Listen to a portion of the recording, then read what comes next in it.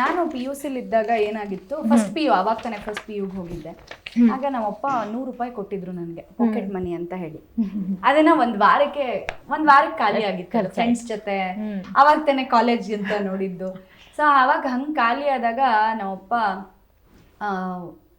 Next ಒಂದ್ ವಾರ ಆದ್ಮೇಲೆ ಕೇಳಿದೆ ದುಡ್ಡು ಬೇಕು ಅಂತೇಳಿ. ಅವಾಗ ಕೊಟ್ಟಿದ್ನಲ್ಲ ಎಲ್ಲ ಏನಾಯ್ತು ಅಂತಂದ್ರು. ಅವಾಗ ಅನ್ನಿಸ್ತು ಹಿಂಗೆಲ್ಲ ಕೇಳ್ತಾ ಇದಾರಲ್ಲ ಇವರು, ಅಂದ್ರೆ 100 ರೂಪಾಯಿ ಕೊಟ್ಟಿದ್ರ 100 ರೂಪಾಯಿ ಖಾಲಿ ಆಗೋಯ್ತು, ಮತ್ತೆ ಕೇಳಿದ್ರೆ ಹಿಂಗೆ ಹೇಳ್ತಿದಾರಲ್ಲ ಅಂತ ಅದನ್ನೇ ಒಂಥರ ಫೀಲ್ ಆಯ್ತು ನನಗೆ. ಅಲ್ಲಿವರೆಗೂ ಕೇಳಿದ್ದೇ ಇಲ್ಲ ನಾನು. ಅದೊಂಥರ ಫೀಲ್ ಆಯ್ತು. ಅದಾಗ್ತಿದ್ದ ಹಾಗೆ ಏನಾಯ್ತು, ಟ್ಯೂಷನ್ಸ್ನ ಶುರು ಮಾಡಿದೆ. 2 ಮಕ್ಳಿಗೆ ಅಷ್ಟೇ, ಅಂದರೆ ನಮ್ಮ ಮಾವನ ಮಕ್ಳಿಗೆ ನಾನು ಫಸ್ಟ್ ಟ್ಯೂಷನ್ ಅಂತ ಹೇಳಿ ಮಾಡಿದ್ದು. ನಮ್ಮ ಅತ್ತನೇ ಕಳಿಸ್ತಾ ಇದ್ರು ನಮ್ಮ ಮನೆಗೆ. ಸೊ ಅವರಿಂದ ಶುರುವಾಯಿತು. ಅವರಿಬ್ಬರಿಗೆ ನಾನು ಫಸ್ಟ್ ಟ್ಯೂಷನ್ಸ್ ತೊಗೊಂಡಾಗ 800 ಪೇ ಮಾಡಿದ್ರು ಅವ್ರು ಫಸ್ಟ್ ಮಂತ್. 8 ವಾರ ನೋಡ್ಕೊಂಡ್ಬಿಡ್ಬೋದು. 800 ಬಂದಿತ್ತು. ಅದಾದ್ಮೇಲಿಂದ ಅಪ್ಪ ಅಮ್ಮನ ಹತ್ರ ಏನೂ ಕೇಳಿದ್ದೇ ಇಲ್ಲ ನಾನು. ನಂಗೆ ಇಂಥದ್ದು ಬೇಕು ಇಂಥದ್ದು ಕೊಡಿಸಿ ಇಲ್ಲ. ನಾನು ಫೈನಲ್ ಇಯರ್ ಡಿಗ್ರಿಗೆ ಬರೋವಾಗ 12,000 ಅರ್ನ್ ಮಾಡ್ತಾ ಇದ್ದೆ ನಾನು ಫೈನಲ್ ಇಯರ್ ಡಿಗ್ರಿ ಬರೋವಾಗ ಟ್ಯೂಷನ್ ಮಾಡಿ ಆಗಲೇ 12,000 ಅರ್ನ್ ಮಾಡ್ತಾ ಇದ್ದೆ. ಸೊ ಬೆಳಗ್ಗೆ ಕಾಲೇಜ್ ಮುಗಿಸ್ಕೊಂಡ್ ಬರ್ತಾ ಇದ್ದೆ, ಸಂಜೆ ಇದ್ದು. ಇವತ್ತಿಗೂ ಆ ಮಕ್ಕಳೆಲ್ಲ ನನ್ನ ಜೊತೆ ಕಾಂಟ್ಯಾಕ್ಟಲ್ಲಿ ಇದ್ದಾರೆ.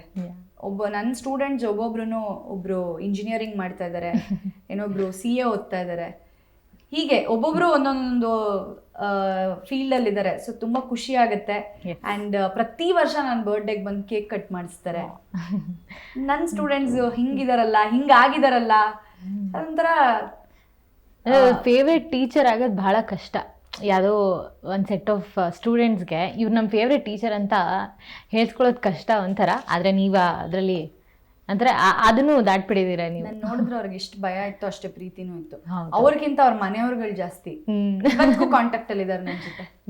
ಇವತ್ತಿಗೂ ಅವ್ರ ಜೊತೆ ಒಂದು ಕಾಂಟ್ಯಾಕ್ಟ್ ಇದೆ. ಅಲ್ಲಿಂದ ನನ್ನ ಜರ್ನಿ ಶುರು ಆಯ್ತು. ಅಂದ್ರೆ ನೀವು ಆವಾಗ್ಲೇನೆ ವರ್ಕಿಂಗ್ ಗರ್ಲ್. ಅಂದ್ರೆ ಅದೇ ಹೇಳಿದ್ದು, ನಂಗೆ ಡಿಪೆಂಡ್ ಆಗಕ್ಕೆ ಇಷ್ಟ ಇಲ್ಲ ಯಾರ ಮೇಲೂ. ಒಂದ್ ಮಾತು ಹಿಂಗ್ ಬಂದ್ಬಿಟ್ರು ಅದನ್ನ ಬೇಡ, ಇಂಡಿಪೆಂಡೆಂಟ್ ಆಗಿರೋಣ.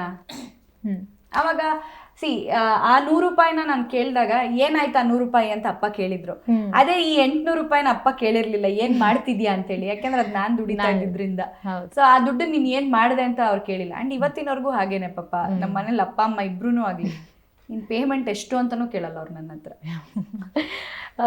ಇವಾಗ ಹೀಗಿದ್ದಾರೆ ಮೋಕ್ಷಿತಾ ಅವರು. ಆದ್ರೆ ನಾವು ತುಂಬಾ ಲೈಕ್ ನಿಮ್ ಚೈಲ್ಡ್ಹುಡ್ ಬಗ್ಗೆ ಮಾತಾಡೋದಾದ್ರೆ, ಇವಾಗ ನಿಮ್ಗೊಂದು 7 years 8 years ಮೋಕ್ಷಿತಾ ಹೇಗಿದ್ದಿತ್ತು?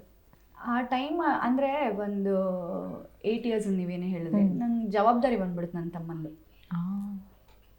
ನಾನು ಚಿಕ್ಕ ವಯಸ್ಸಲ್ಲಿ ಹೊರಗಡೆ ಆಟ ಆಡಿದ್ದೆ ಕಮ್ಮಿ. ಯಾಕೆಂದ್ರೆ ನಾನು ಹುಟ್ಟಿದ ಮೇಲಿಂದ ಜವಾಬ್ದಾರಿ ಶುರು ಆಯಿತು ನನಗೆ. ಅಲ್ಲಿವರೆಗೂ ನಾನು ಅಕ್ಕ ಆಗಿದ್ದವಳು, ಅವನಲ್ಲಿ ಹೋಗ್ತಾ ಹೋಗ್ತಾ ಹೋಗ್ತಾ ಅವನ ನ್ಯೂನತೆಗಳು ಜಾಸ್ತಿ ಆಗ್ತಾ ಹೋಗ್ತಿದ್ದಂಗೂ ಅಮ್ಮ ಆಗೋ ಥರ ಆಯಿತು. ಆ್ಯಂಡ್ ಹೊರಗಡೆ ಆಟ ಆಡೋದು ಅದೆಲ್ಲ ಕಮ್ಮಿ ಆಗ್ತಾ ಹೋಯಿತು.